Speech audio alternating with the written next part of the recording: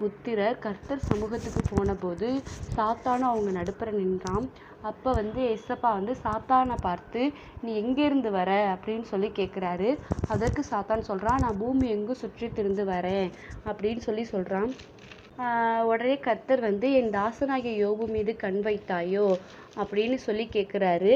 அவன் உத்தமனும் சன்மார்க்கனும் தேவனுக்கு பயந்து பொல்லாப்புக்கு விலகுகிற மனுஷன். அவனை போல பூமியில ஒருவனும் இல்லை.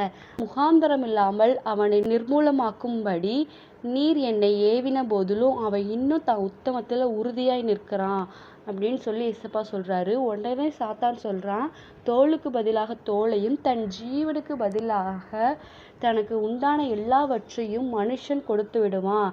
ஆனாலும் நீர் உங்க கையை நீட்டி அவன் எலும்பையும் அவன் மாம்சத்தை தொடுவீரானால் அப்பொழுது உன் மூஞ்சிக்கு நேரா அவன் தூஷிப்பான்.